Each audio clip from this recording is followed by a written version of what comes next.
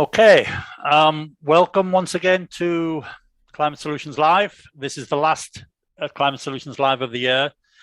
As usual, we're going to try and provide some objectivity in what is a very polarized area. I'm going to start again, as I normally do, with an apology. This is coming to you from the coffee growing region in Colombia. We have a lot of people just outside my window trying to make a living, adapting, mitigating climate change while we sit and talk about it. So I'm not in a position to ask them to be quiet. So any background noise, I apologize for in advance. The year's at an end. COP26 came and went, closing its doors finally after a year's delay at 3 minutes to midnight on Saturday, the 13th of November. We saw a climate pact, the Glasgow Climate Pact, come out of it. And given that we had no formal agenda for this beforehand, we have something concrete, something to work with.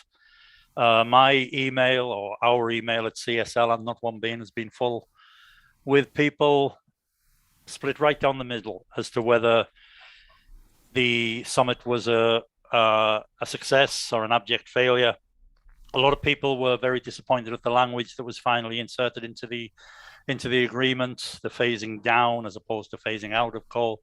A lot of people writing to me saying that, well, in places like India, the discussion for loss and damage isn't even on the table. So how can we be expected to turn off one tap and open without opening another, et cetera, et cetera. But anyway, we're moving forward. We have three very interesting speakers for you today. We have John Penrose revisiting us again from the House of Commons in the UK. He's the MP for Weston-super-Mare and the anti-corruption champion to the cabinet, and has been since 2017. We'll be hearing from John shortly. We also have India Langley, who is the communications manager for a company called Let Us Grow, a UK company. And Let Us Grow, they work in the aeroponics field, which may not mean a lot to many people, but basically they have what they describe as some of the answers to the problems facing the agricultural industry in the midst of climate change. We're going to be hearing from India shortly, and then we'll hear from Ingemar Renshag, the CEO and founder of the largest social media platform for the planet today. We don't have time. We don't have time with our media partners, and they've been very, very helpful, very instrumental in putting this broadcast together. And so, without further ado, I'm going to introduce John Penrose. It's very nice to see you, John. Welcome back. I suppose we'd have to say, we've got to stop the meeting like this, but here we are again at the end of 2021, at the end of the year that was billed as the first year in the decade that we have to get right. As I say, COP26 has been and gone. What do you see as the takeaways? What can we take away from COP26? Well, Gary, I thought your introduction just now, where you were sort of giving a quick thumbnail sketch about what had happened at COP26 and giving us a sense of your email in tray, if you like, rather reflected what I'm seeing here as well. I mean, I get constituents writing to me about it as well. And I think it really rather depends on whether or not you're a glass half full or a glass half empty kind of person, because there was an enormous amount of progress, but there wasn't also nearly enough progress to get us to where we need to be. So it would be wrong, it would be churlish to say we didn't get anywhere. I mean, there was genuinely material steps taken. So the steps to phase down coal and reduce it. It is, after all, the most dirty, the most polluting of the fossil fuels. I mean, that isn't just a question of carbon emissions, vital though those are. It's also to do with particulates and so forth as well, which can contribute to lung disease. That's not nothing. That really matters. And equally, we've got something like 90% of the world's economy is now covered by net zero promises and commitments, compared to, I think it was less than 40%, 30-something percent, at the start of just over a year ago. So those are all both really material strides, but and it's a really big and important but, and I think you were sort of alluding to it in your introductory remarks. But it isn't nearly enough to get us to keep the lid on the 1.5% commitment. It moves us a lot closer to it, but most of the numbers that I'm seeing, and others on this call may have more up-to-date ones or better research ones, but most of the numbers I'm seeing are saying that with what we've now got in the bank and what was committed to at COP, we're still looking at a temperature rise globally of well above 2%, 2.5% plus or minus there or thereabouts, and that's still a very, very serious climate impact. It's still a very serious environment impact. It's also a very serious humanitarian and economic impact. So this is going to have really big effects if we don't go further still on not just species diversity and species loss and all those things, and habitat loss around the world. It's also going to mean major dislocations in people's lives. It's going to mean lives lost to flooding or to drought, and it's going to mean huge refugee flows as people find that where they were living before they can't live anymore because it's underwater or because it's too dry or whatever it might be, and they have to move. So all of those things are very, very serious indeed. So big progress, but not enough. I think that what it means, though, is that there's been some, sorry, so further thought there before I go on to what comes next. It also means that it's very, very clear that delivering on the pledges, before we start trying to go around asking people to make further pledges to get us from 2.5% down to 1.5%, delivering on those pledges, enforcing them, shaming people who aren't living up to them, encouraging people who are trying to live up to them but can't because they haven't got the money or they haven't got the wherewithal or whatever it might be. All those things are going to be absolutely essential. One of the things which I was pleased to see was that Alok Sharma, who's a British politician, a British MP, who was the chairman of the COP26 summit in Glasgow, he's staying in place because his term of office effectively carries on for another year. So he's staying in place, and part of his job is basically going to be to go around the world trying to make sure that that actually those pledges happen. And it isn't just a question of sort of trying to drum up more promises. You've actually got to deliver on your promises as well.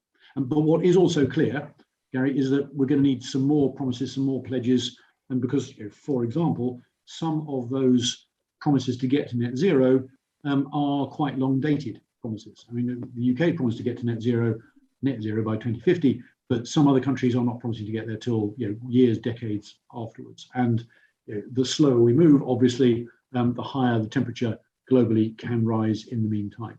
So yeah, are you a glass half full or a glass half empty person, Gary? And you and I both talk about coffee on a regular basis. I'm drinking some now. I'm a glass half full person with my coffee mug at the moment, but we've still got further to go, and we can't stop now. We can't back off. We can't slack off. There is further to go, but we're a heck of a lot better place now than we were 3 or 4 months back, but we're not there yet. Yeah, I mean, I'd agree with everything you say there. I mean, COP26 is a technical process, nothing more than that.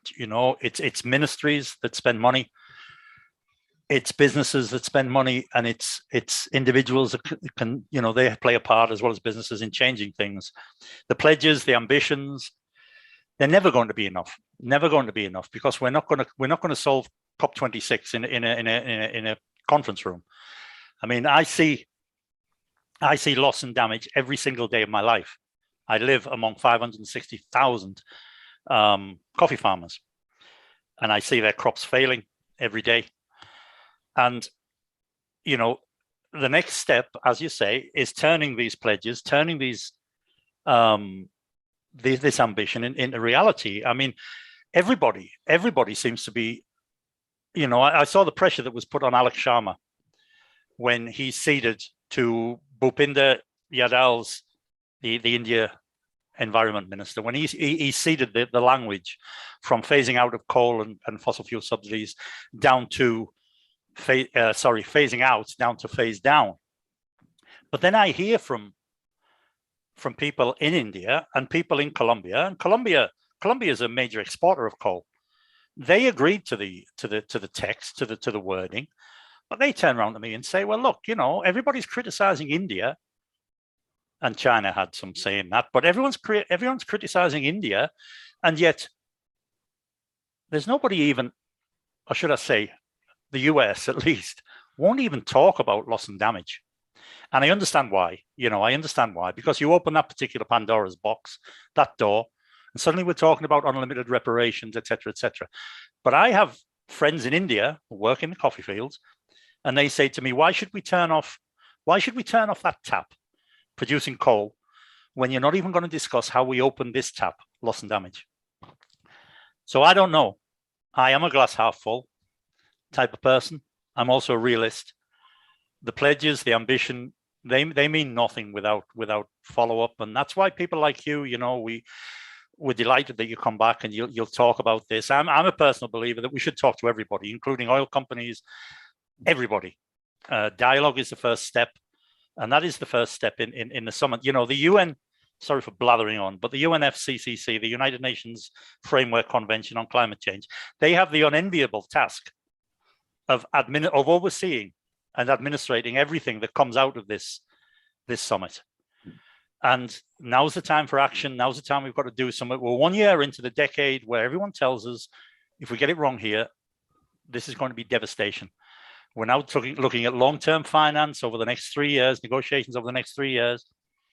Mark Carney came out prior to the summit and said, we have $130 trillion committed in private capital for climate change, and then we didn't hit the target of $100 billion,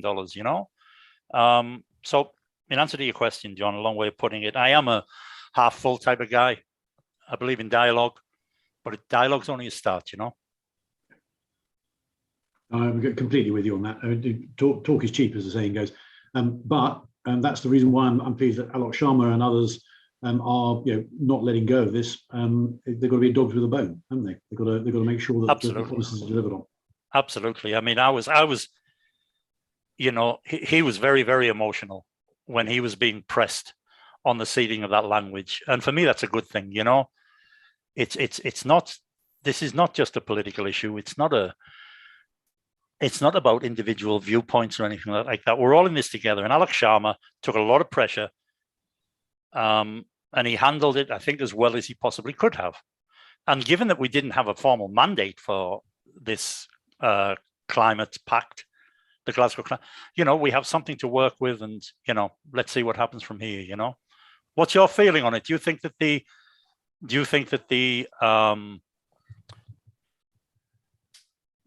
pledges will be fulfilled? Do you think the ambition is there? Or do you think that the will is there to actually see this through?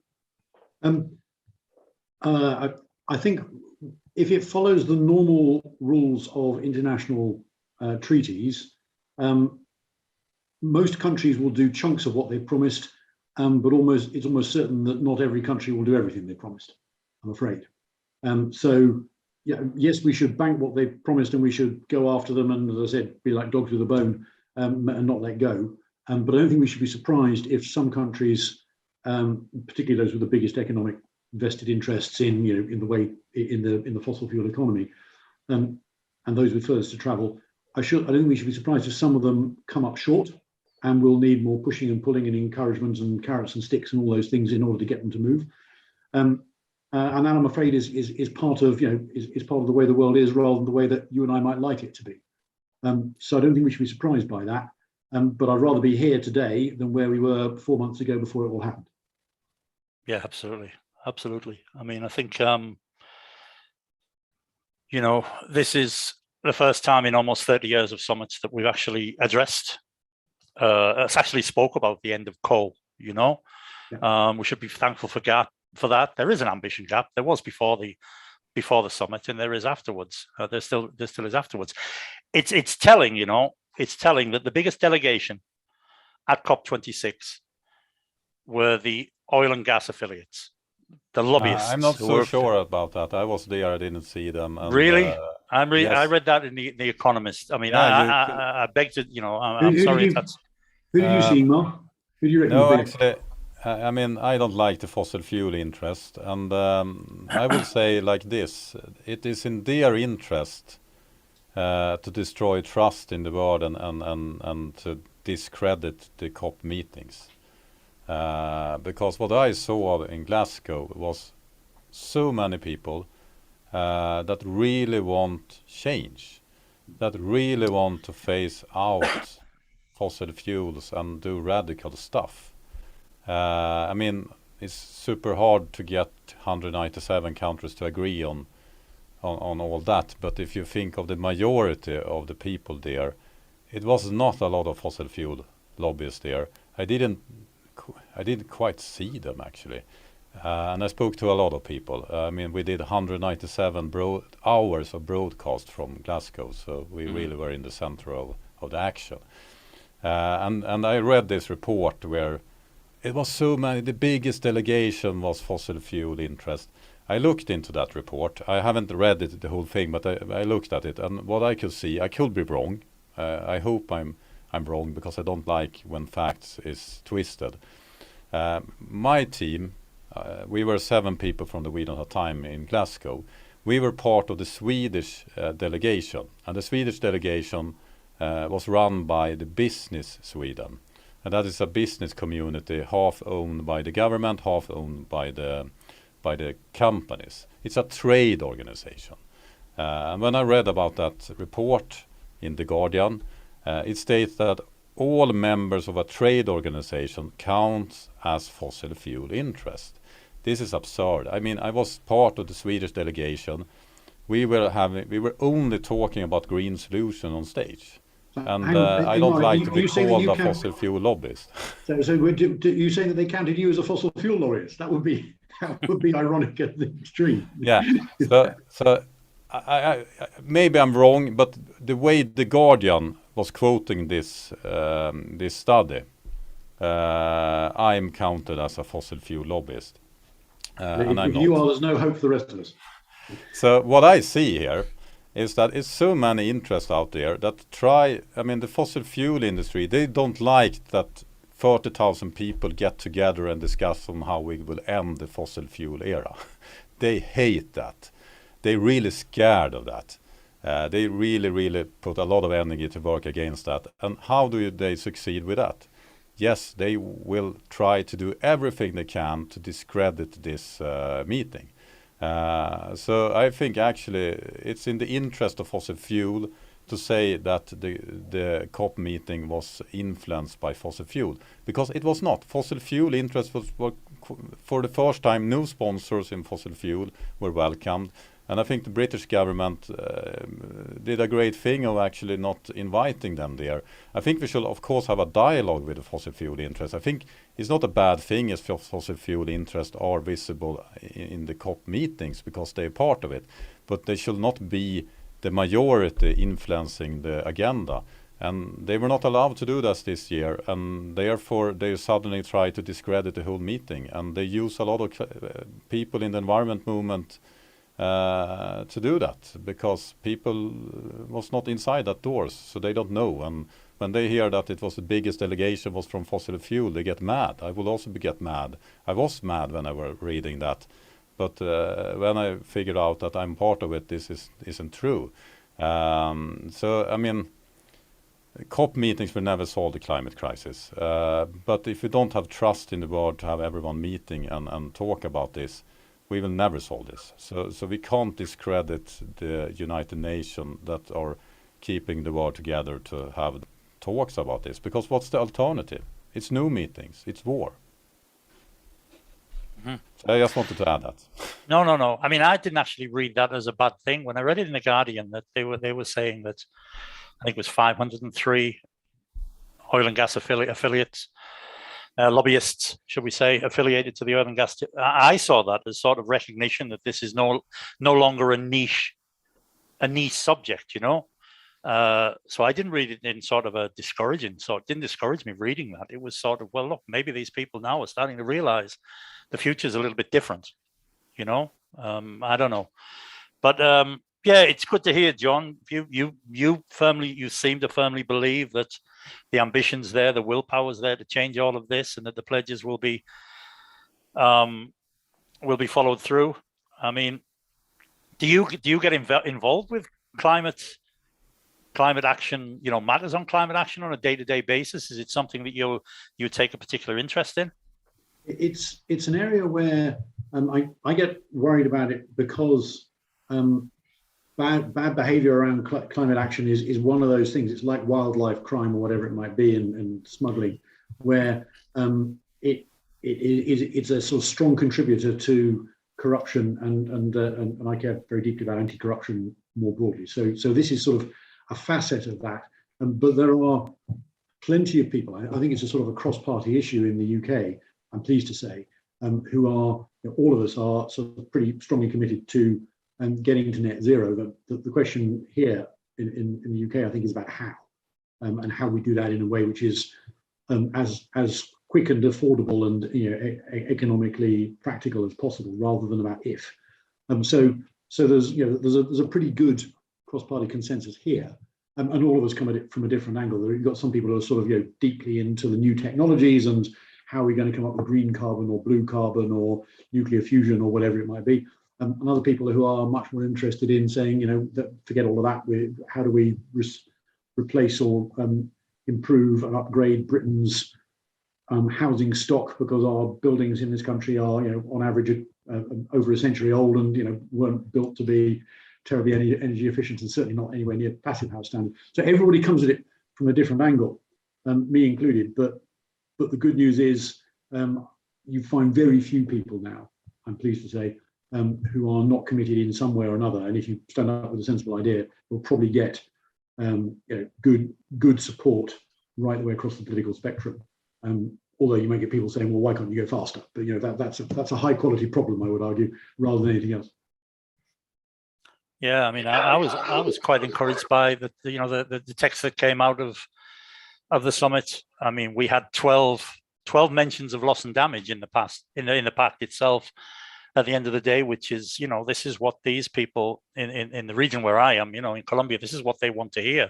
That at least the dialogue is opening, But you're right, John.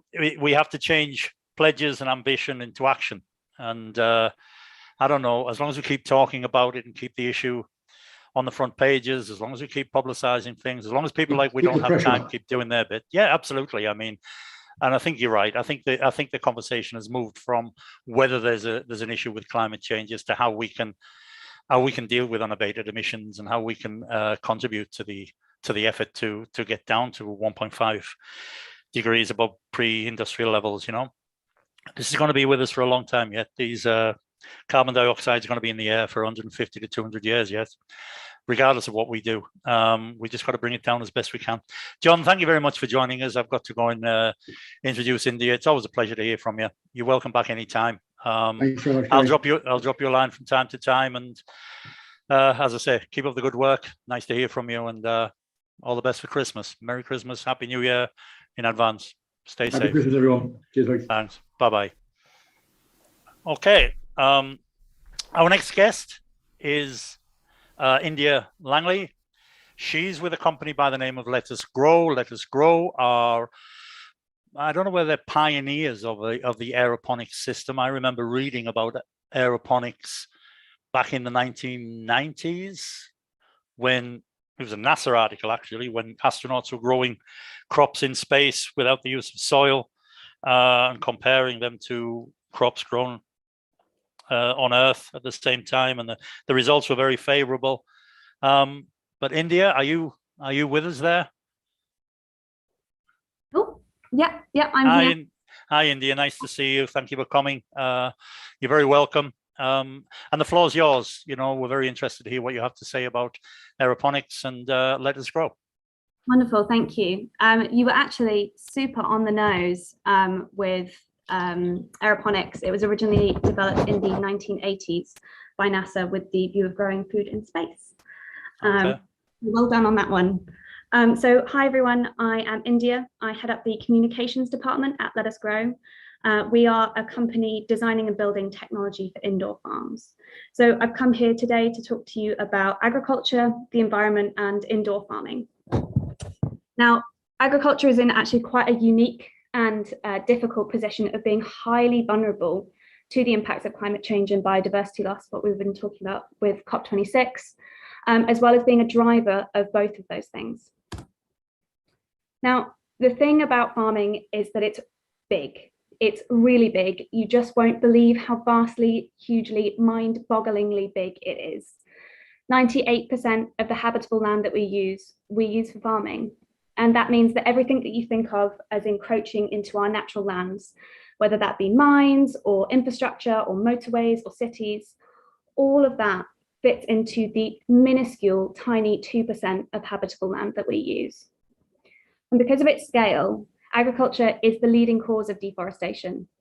As well as being vital habitats, these natural wild environments are huge carbon sinks. So by pushing out into them, we're actually causing a huge carbon capture opportunity loss. As well as taking up a fair amount of space, it uses a lot of resources to feed nearly 8 billion people. 70% of fresh water withdrawals are used for agriculture. To maintain sustainable levels of water resources, the rates of water withdrawals that we're taking out must be below the rates of freshwater replenishment. Climate change and bioenergy demands are expected to amplify the already incredibly complex relationship between well development and water demand. An effect of global warming is actually to increase the amount of water that we can hold in the atmosphere, which can in turn lead to more and heavier rainfall when the air cools. Although more rainfall seems like it could add to freshwater resources, heavier rainfall leads to more rapid movement of water from the atmosphere and down into the oceans. And what that does is it reduces our ability to store it and then use it. And this is true for temperate climates like the UK, which is where I'm from. But in the subtropics, climate change is actually much more likely to lead to reduced rainfall. So what are already very dry, very arid regions are getting drier. The overall effect of this intensification of the water cycle is to cause more and more extreme floods and droughts globally. So this change in rainfall is just one example of the changing weather that we're facing. Extreme weather from out of season snowfall to droughts and storms, it's all becoming much more frequent. And farmers, because they're working outside, working within nature, are some of the hardest hit by this change in the climate. It's actually altering the regional growing patterns, the regional growing conditions, making them significantly more unpredictable. And these extreme weather events are actually now 30 times more likely. And farmers are finding it harder and harder to consistently grow enough food to meet the rising demand as our population grows.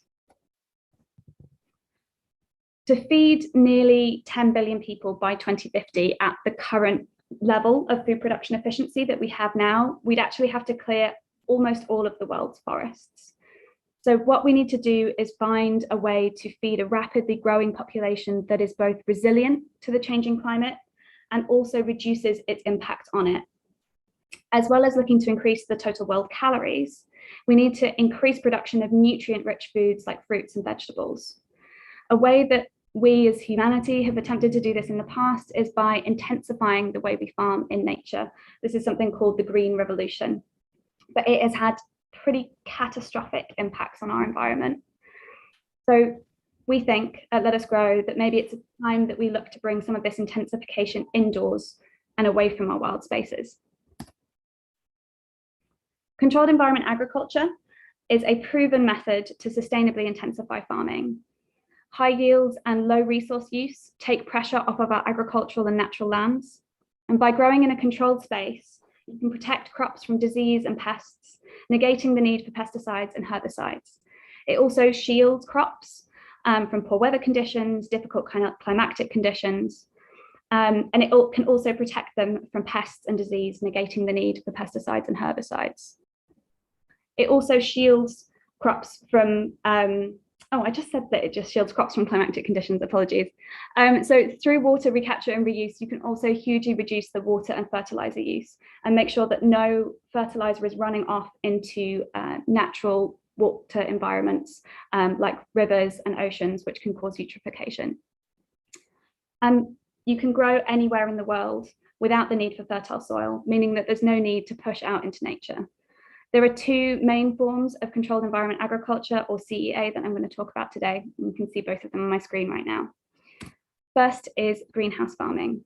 Now, you might be familiar with it. A greenhouse is a building made of predominantly transparent material that's used to grow tender or out of season crops. But industrial greenhouses, like the kind used to produce the food on your supermarket shelves, are actually quite different to the ones that you will find in back gardens and allotments. For a start, they're much bigger. They span acres, not meters, and they're typically home to incredibly high-tech precision farming technology. At their optimal growing positions, each acre in a greenhouse can yield as much lettuce, for example, as a crop, as 10 outdoor acres, and it cuts the need for chemicals by 97%. It would be incredibly hard to find a place on Earth that is more enthusiastic about greenhouse farming than the Netherlands. The southern region of the Westlands, 80% of the cultivated land is covered by greenhouses. These high output measures began about 20 years ago when the Netherlands made a national commitment to sustainable agriculture with the goal of producing twice as much food with half as many resources. And now, despite its size, it is the second largest exporter of fresh produce in the world after the USA. Vertical farming, the other form of CEA I'm going to talk to you about today, is a way of minimizing the physical footprint of a farm by stacking plants on shelves, kind of like a plant bunk bed or a multi-story car park. Because of this, plants are typically grown in trays on a growing medium such as hemp or fabric or coconut fibers, instead of in soil. Instead of coming from the sun, like in a greenhouse, the light for photosynthesis is provided by LED lighting. The nutrients that would usually be found in the soil are delivered through water, either as a liquid, such as in aquaponics or in hydroponics, or as in a mist in aeroponics, which is what we do. Because you don't need sunlight, rain, or fertile land, vertical farms are often associated with urban agriculture, but that doesn't have to be the case. It can be a really useful tool in rural areas too. For example, crop propagation or farm diversification. Vertical farms can be used to extend the growing season, and because you're not dependent on the weather outside, you can actually harvest crops all the way through the year, 365 days. Let Us Grow, which is where I work, provides innovative indoor farming solutions for vertical farms and greenhouses that take account of plants, people, and the planet. Our combination of farm management software and aeroponic technology maximizes growth rates while minimizing the environmental impacts to try and help make sustainable farming a sustainable business for the growers that are doing it.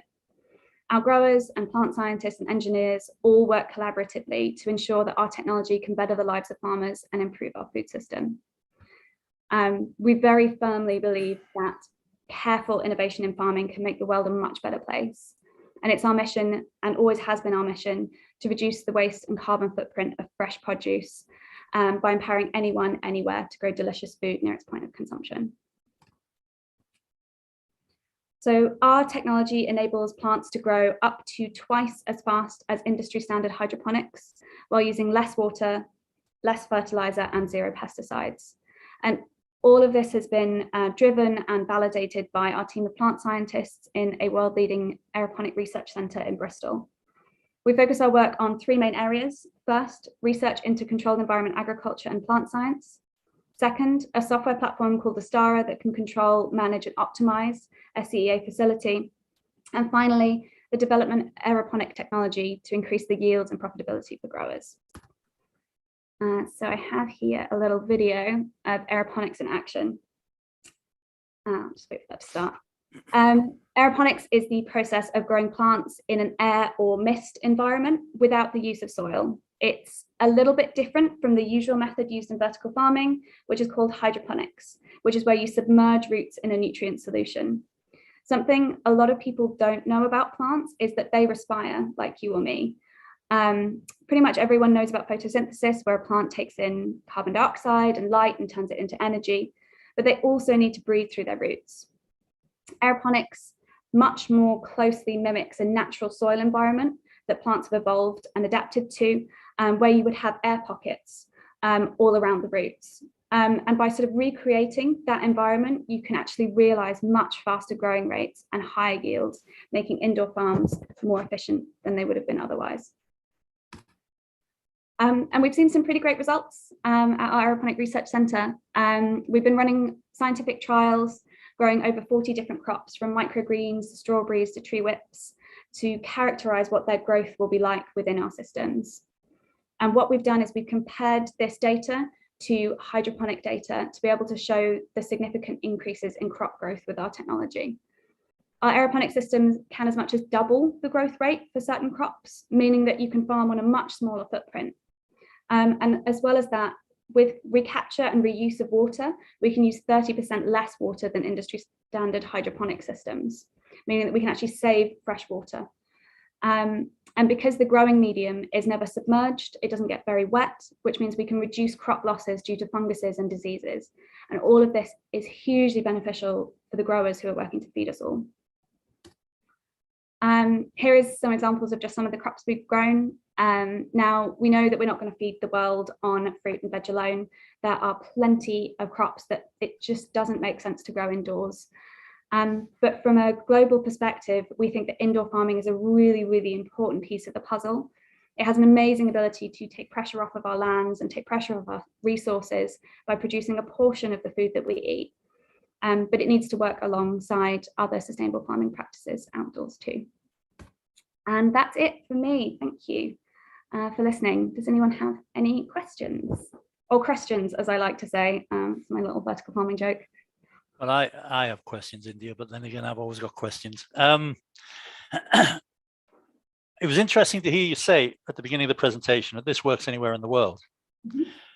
You know, I'm in the coffee growing region of Colombia, and what we're seeing here, and I see it every day, what we're seeing here is coffee and other crops just don't grow at the altitudes, at the elevations that they used to. So we're left with 560,000 plus coffee farmers here, or we're looking at their livelihoods go down the tubes, you know. And what they're being told is, well, you have to move your crops to higher elevations. Well, you know, how they do that while they wait for these crops to grow. I mean, coffee takes 4 years to produce, and in the meantime, they've got to feed their families, etc. And they don't own the land anyway. So it's interesting from my perspective. I'm in the coffee business. It's interesting from my perspective that you say this can work anywhere in the world. You know, currently we're left with hundreds of thousands of these families who are having to plant food crops to survive. Is your focus on communities like that in the developing world, or are you primarily looking at, as you say, urban type developments in consumer countries, or what, you know, in should I say developed countries? That's a really, really, really good question. So what I think is important to acknowledge with vertical farming is that it's still very much in its infancy, and technologies, when they're in their infancy, are usually much more expensive to run. So a classic example would be a smartphone. So a smartphone, when I first saw them, were only sort of in the pockets of high-powered businessmen in developed countries. But now they're absolutely everywhere in the world, and they're a vital tool for everyone. I think that they're going to be incredibly important in countries with water scarcity, in countries with really difficult climatic conditions. But at the moment, the economics of it doesn't stack up completely. I think that we're going to see it moving that way, but I don't think it's quite there yet. It's interesting with vertical farming. You can see it across the entire world. There's a vertical farm. It's not one of ours, called the Eden ISS, which is in the Arctic, and there are loads and loads and loads of them in the UAE as well. So it really can work across a lot of climates. But at the moment, it tends to be more for sort of higher price point produce. Okay. Nevertheless, it's very interesting. I mean, as I say, we witness every day, you know, that we have to get answers to this. We have to find answers to traditional methods of farming. I mean, I believe I'm right in saying that aeroponics, not comparing it to hydroponics, which seems to be the focus of your presentation, but comparing it to traditional farming methods. Am I right in thinking that you use something like 95% less water?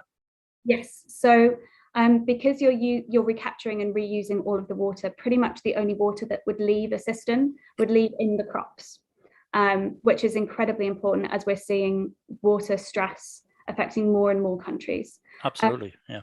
Another really interesting thing on water, and particularly around sort of fruit and vegetable production, The food-based dietary guidelines, so things like the Eat Well plate in the UK or the Mediterranean food pyramid in Italy, moving increasingly more to higher plant-based foods because they're more sustainable for the planet.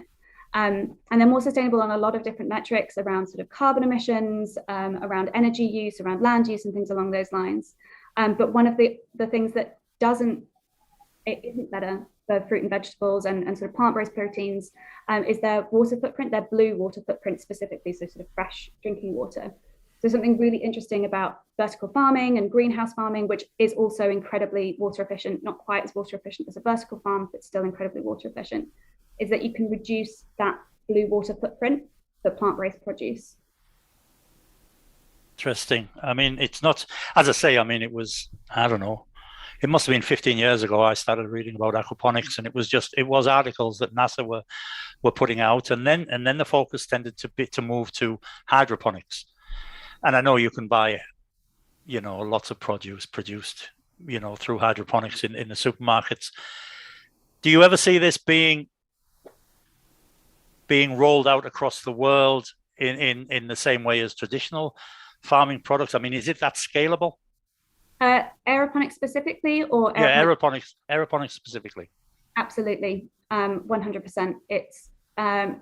We are currently doing trials on very large scale aeroponics within our systems, and then you have huge facilities like aerofarms in the USA producing huge amounts of crops. So yeah, it's very, very scalable. Okay. And what type of success have you had? I mean, I know that you're in Bristol and you work closely with Bristol University. What type of success have you had with I know you produce the software as well, software management systems to go with this. Is it something that you find is an easy sell, for want of a better word? Is it something that's encouraged given the climate change?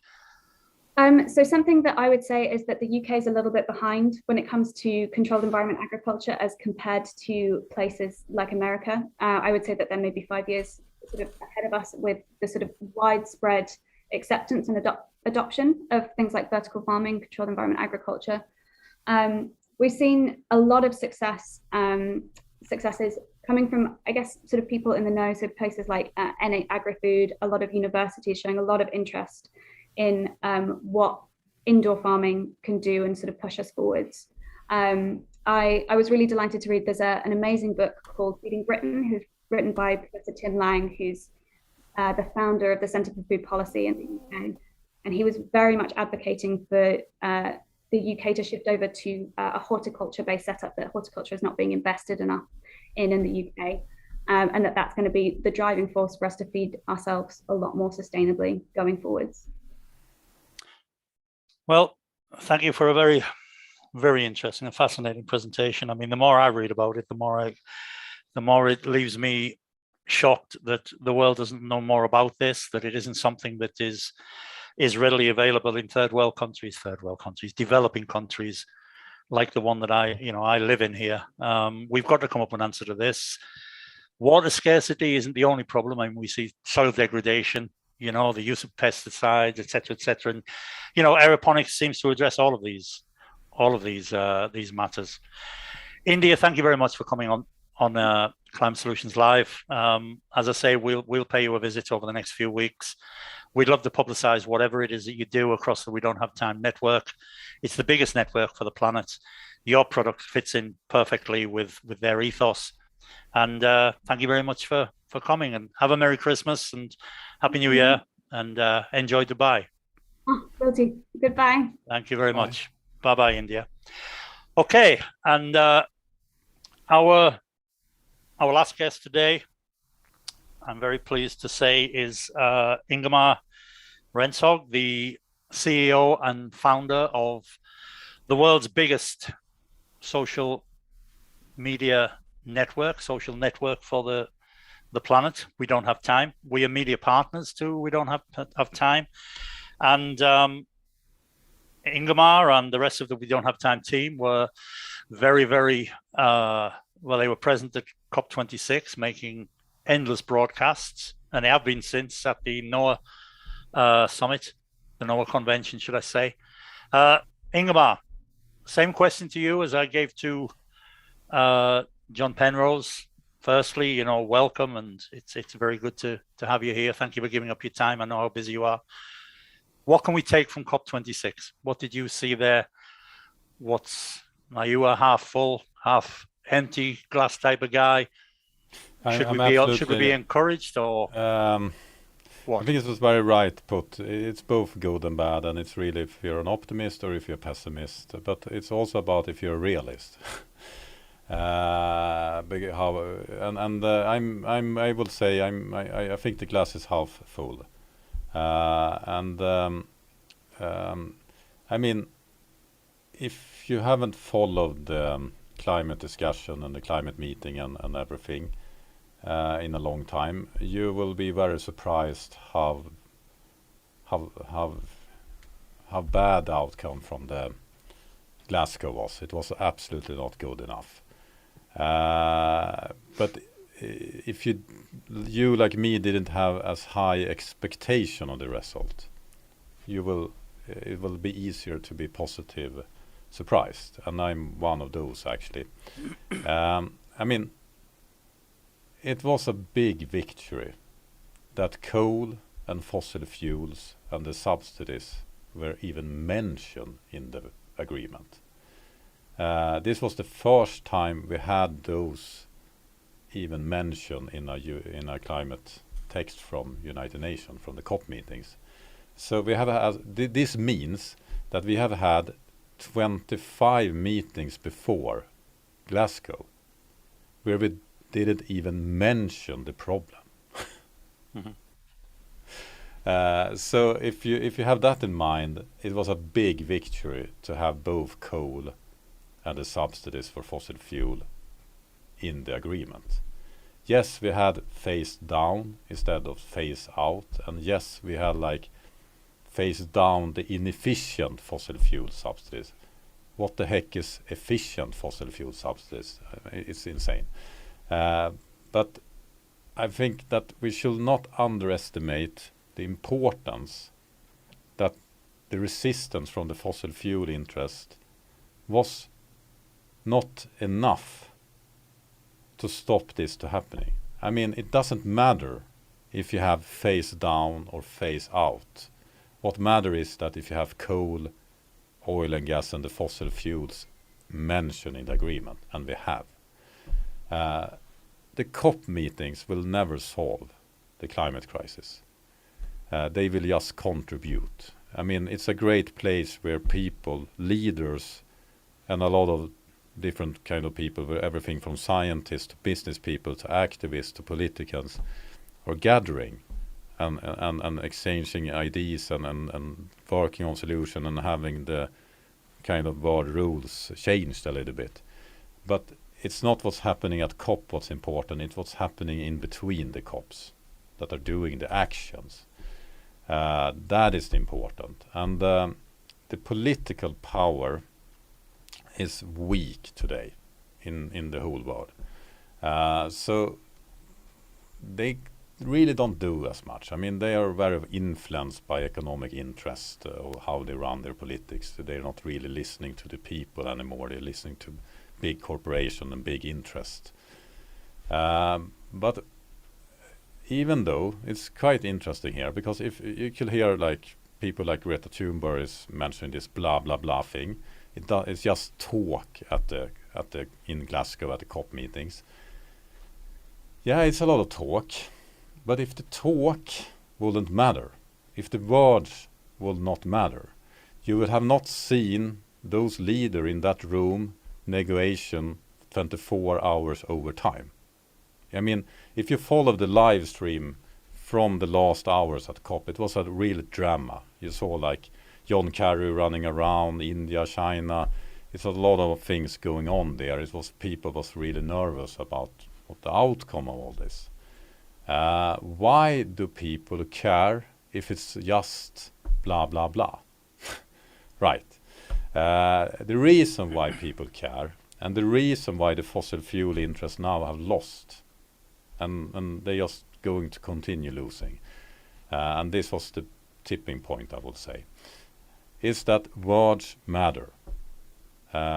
when you have 197 countries on this planet agreeing to phase down fossil fuel, subsidies and coal, the financial market, everyone that are investing in the future will react upon that.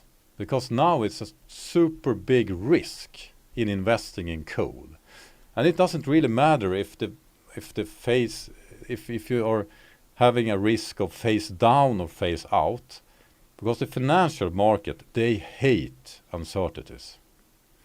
And now it's really uncertain that how fast coal is going to be phased out. It's just a matter of time. And you don't want to invest in a business that is going to be phased down. You certainly don't want to invest if they're going to be phased out, but phased down is enough. Yes, we could debate about loss and damage, and we could have this agreement of like 100 pages where we have when world leaders meet. Word matter, but it's not, I mean, it's a lot of blah, blah, blah there, because the climate crisis, how are we going to solve it? It's not super complicated. It's not about debating on who is going to pay rebuilding the house when the house is on fire. You don't do that. You are cooperating to put out the fire, and when you have done that, you can debate on who is going to pay the bill. And of course, rich countries need to pay more than poor countries. That's a no-brainer. It's not even a discussion. But you need to put out the fire before you debate about who is going to pay for the losses. That's my opinion. And of course, rich countries needs to put money where their mouth are. And here's the thing. And this is really absurd. The problem with the climate crisis and how the things work is not that we are not doing enough. It's actually that the world governments are doing everything they can to sponsor the destruction of this planet. What I'm talking about is the fossil fuel subsidies. It's a strange name, and people often don't really know what it means. But what it means is that governments, with our taxpayer, or tax money, everyone is paying this, are sponsoring the fossil fuel industry to keep on going, to be profitable. We're giving them money. And one interesting fact, how big this number actually are, is that what we made at COP when we were broadcasting from there and had all the speakers to actually comment on, and the reaction was like they were really shocked. So knowledge is power. We had this count up that counted the money what world governments, according to the IMF, the International Monetary Fund, have calculated. Here it is. This is the number. Since COP26, the world governments have given out, sponsored the fossil fuel industries with $730 billion US. We're talking about $11 million per minute. And here we have this meeting where the world leaders are discussing on how to finance the climate fund from rich countries to poor countries. And that's just peanuts compared to this. That's $100 billion US. And here we have $730 billion US just a couple of weeks later going in the other direction every single year. I mean, we're talking about $6 trillion US per year. That's 6% of the global GDP is going to the fossil fuel interest.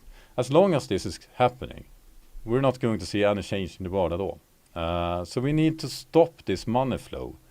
If we do that, we will see so much change happening because we have the solutions. We have companies like we've seen here before. We have so many solutions. We have so many alternatives to the fossil fuel interest. When I was at COP, I mean, it was so many businesses there having solutions, fossil-free solutions, just waiting to be invested, to be scaled up. But they are more expensive today. Why? Because we are sponsoring the fossil fuel alternative. That's madness. It's like John Kerry said, this is insanity. But here's the thing, John Kerry is actually insane himself. Because you don't need to agree on every country on this earth to phase out those subsidies. Every country could phase out their own subsidies. It's in their power. And the countries that are going to do that, they will be the winners in the future, because they will grow the green industries that will be the profitable industries in the future.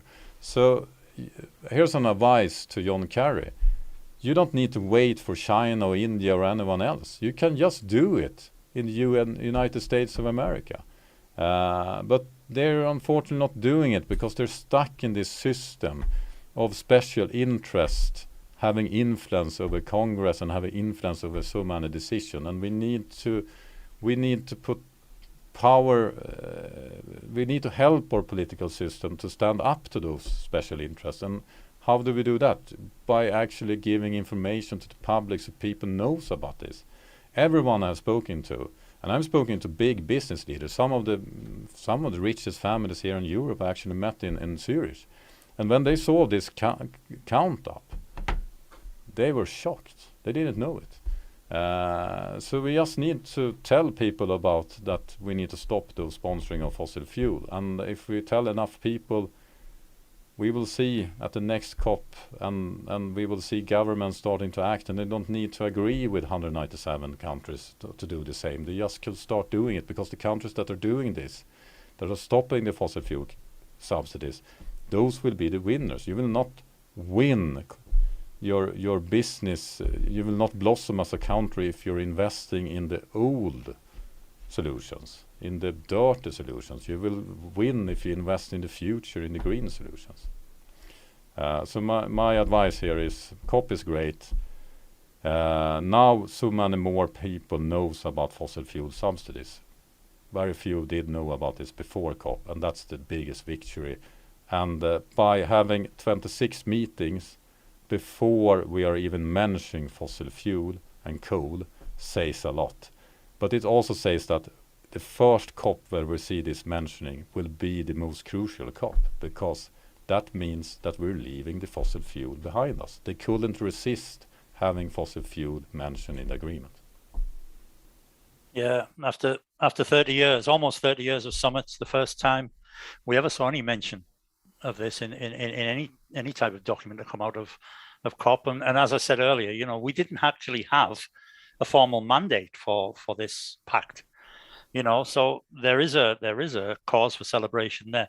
I agree with what you said when you opened your talk, Ingemar, that what the financial markets don't like is uncertainty. Money talks.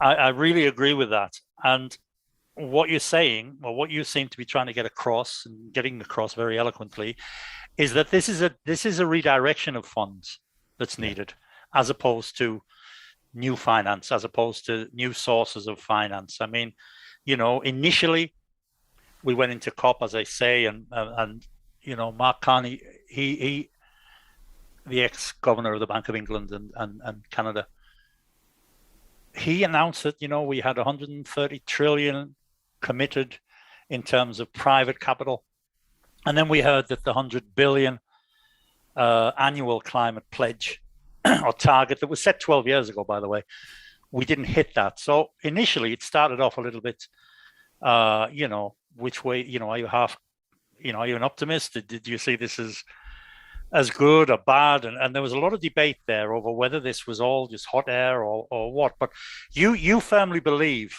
that the money is already there in the system, and a rediversion is all it's needed. Look at Corona. Did you have any problem to find money to actually try to do something for the Corona situation? No, but the money exists. It's we just need to change how we're using it. Yeah, absolutely. I mean, I think as far as the coronavirus was concerned, we could see the results in front of us. People were dying, hospitals were overflowing, etc., etc. We're not very good as a species at fast change. But I don't think it's not that. It's not that people are. You see that. I mean, people are dying of climate change too. I mean, it's not just poor countries anymore. I get. We had 100 people killed in the United States just a couple of days ago because of the biggest tornado in the U.S. history. So people are dying because of climate change. People are also dying because of fossil fuel. I mean, 6 million people are dying prematurely because of the air quality when you're burning fossil fuel and coal. So people are dying, and yes, it's a little bit more dramatic with Corona because it's happening suddenly and faster. But people are really dying because of climate change in many countries, rich and poor, and it will only get worse. So I don't think that's the biggest difference why world governments are actually acting upon the Corona situation, putting money to fight it behind it. I think the biggest difference is that you don't have a big industry that make a lot of profit of having people dying because of Corona. But you have a big business that are making a lot of money of having people of burning fossil fuel, and they don't care about if people die. They just want to carry on, and they want to take the government's money to keep on doing that, and they're going to fight every last penny they have, our money, because we're giving it to them. They're going to use that money and try to delay change in the exact same way tobacco companies, really successful, have delayed the fight against tobacco. They didn't win that, but they delayed it about 40 years. We don't have 40 years. So we need to address this. We need to address that we will not see the change happening in the world without actually talking about that there's some people in this world that don't want to see it happening. And we need to see their strategies. I mean, they're really clever people there because they know how to frame things on the global debate. I mean, if you control information, you control people, and they know how to actually control a lot of information. So that's why I see a lot of tricks here. By actually discrediting the COP meeting, they are the winners of that, because they don't like that 40,000 people get to a meeting and agrees on phasing out or phasing down fossil fuel. They hate that. They hate this. They're really scared of it. Yeah, absolutely. I think as well, the writing is on the wall for the fossil fuel industry in other ways. I mean, the production of fossil fuels. I used to work in the oil industry, by the way, and the major oil fields in the world, they've all been exploited to some degree. And we're looking at very, very advanced technology now to sort of exploit. I don't want to change the direction of the conversation, but to exploit these marginal fields, if you like. Yeah. It's more and more expensive. The lack of, the phasing down of subsidies is only going to make it more expensive to invest and to profit from these old technologies, for want of a better word. So yeah, I agree with you. A diversion. But let me say something there. I also think that I'm not as big fan of the fossil fuel interest as you could imagine, but I agree with you what you said in the beginning, that we need to talk with oil companies too, and we need to get them on our side, and of course we should tell them when they're doing something wrong, that they're doing something wrong. We should call out that, but we should also have a good relationship with those companies and help them to transform. Because I don't think people are evil. They're just stuck in an economic system, and this is how our humans are working. We are kind of protecting our interest instead of creating new, better interest. So what I see is one solution that I would love to have you focus on more in future shows, or actually one big solution that is super interesting regarding energy. As you know, we have a lot of alternatives to coal and oil when we're producing electricity. We have renewables, we have nuclear. That's another debate, but we have it. It's not emitting carbon dioxide in the same way. But we also have another big, really, really great technology that is not talked about as much at all. And that's geothermal. And what's interesting with geothermal is that you have a base load power. So you always have a power because you're actually producing electricity out of the heat in the if you drill in the earth surface. And here's the most interesting thing with geothermal heat. That is oil companies. They not really know how to put up wind turbines or how to produce solar panels. They're not their business. They don't have the know-how. They don't have the people for it. So they are not doing it because they don't know how to do it. But here's the thing. They know how to drill. So it's really easy for the oil industry to start drilling for heat instead of drilling for oil. So geothermal is a very, very interesting solution. I think we should help the oil companies and give them this idea and knowledge about how to do it, because I think oil companies, they want to make a lot of money. But if they can do it in a way that is better and better for the future and better for the planet, they will be the first ones to do it.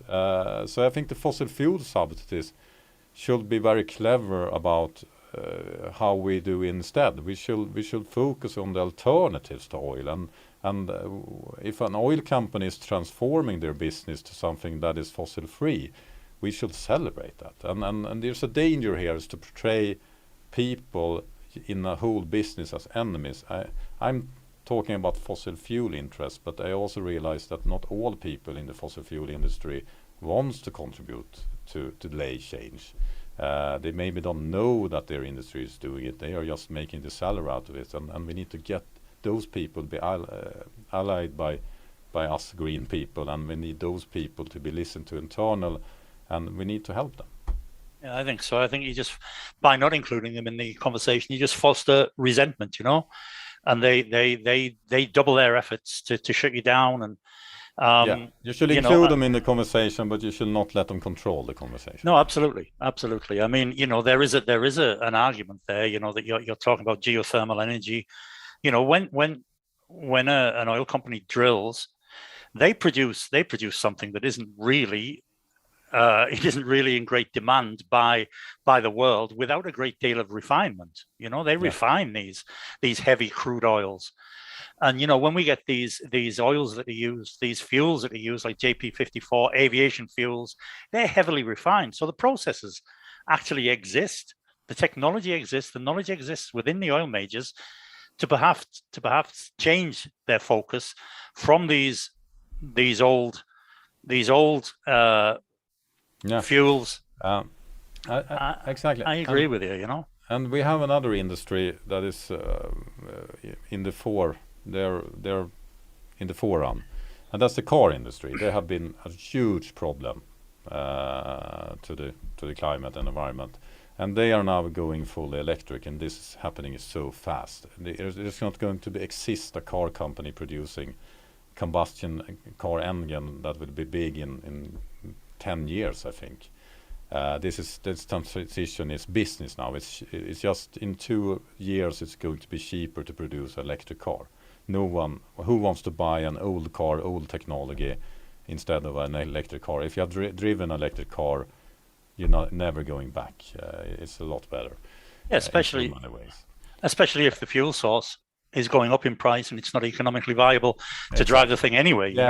But my point here is that the car industry is still part of the problem. They are on the transformation, but they have started the transformation process. Oil companies have not. And here I would like to highlight a really great example, and that's Volvo. What they have done is that they have put an internal price on carbon. So when they are doing something that is emitting carbon, they have a price of 100 euro per ton emission. And they are paying that to an internal fund that they are using to spend on the new solutions. Because the new solutions are more expensive because they're new. So they have this internal carbon tax that drives change internally. And this is something I think all oil companies should do it, because this helps them to transform and become a profitable green company in the future. So they are both penalizing themselves and giving themselves reward because they take the money when they do the green stuff. And this must be a really big struggle within Volvo, because Volvo is a big company. Some people probably didn't like at all to be paying to another department doing the green stuff. So it takes a lot of courage for the leaders within those companies doing those bold decisions, and I think we should celebrate them. And that's what We Know the Time is all about. Just very short. What you do on We Know the Time is when you see someone doing something great, like if you agree with what I just told you about this, what Volvo are doing, you could give them climate love on the We Know the Time platform, And maybe that will have a BMW and Volkswagen doing the same. You inspire others to do the same. And if you see someone that are doing something bad, you could give them the climate warning, and people will like to avoid those warnings. And that's how the We Don't Have Time platform works. So if you watch this, make sure to download the We Don't Have Time app and give love to all the solutions you find and warnings to those that needs to change. Thank you, Ingemar. And I'd reiterate what you say there. If you want to be part of the conversation, there's no better place whatsoever than the We Don't Have Time platform to do that. They're the biggest social media platform for the planet. We are media partners with them. We contribute when we can onto the platform. We're going to be doing it more and more. We're hoping that the guests we bring onto the Climate Solutions Live open conversations with yourselves. We're talking to people like Formula One, Nestle, all of these people. We'd encourage them to, if any of the representatives who promised us they're going to watch today, if they are watching, you need to get in touch with We Don't Have Time and join the conversation. Ingemar, thank you very much. I need to add something. I also think that everyone else watching this show to go and buy a pack of Not One Bean coffee. It's an interesting story there, and it's a great taste, because when you produce something in an environmentally friendly way, you actually you can taste it. It's a great coffee. I really enjoy it, and I'm not getting paid to say this because. Oh well, thank you very much. John, but you can send me some more packages. Yeah, I will. Yeah. the checks in the post, Ingemar. We've John Penrose said exactly the same. We supply the House of Commons with coffee now. And, okay, cool. Yeah, cool. It's directly from the fields here. The only difference is that the profits remain with the people with the most to lose from climate change. We don't take the money away from them and roast it elsewhere. There's no profit in coffee before you roast anything. We leave it here, and these people can mitigate climate change with the money, the profits that they make from coffee. And we deliver it directly, not via thousands of trucks or anything like that. Deliver it directly. And we do it because of people like We Don't Have Time. They're the ones that spread our message. We are happy to participate on the platform. Thank you very much, Ingemar. It's been a pleasure talking to you. I could talk to you all day, but I know you're a busy man. We don't have time. Thanks for having me. You're welcome. Thank you. Okay, that's a wrap for the day. That's everything. Thank you all for joining. COP26 has been and gone. 2021 has been and gone. We're now into the decade where the clock is ticking. COP26 was very emotional, very heavy. Thank you all for joining. Hopefully the pledges turn into action. The climate action would be that mitigation or adaptation. And we'll be back in January with 3 more very interesting speakers. Once again, thanks to We Don't Have Time for facilitating this. And Merry Christmas, everybody.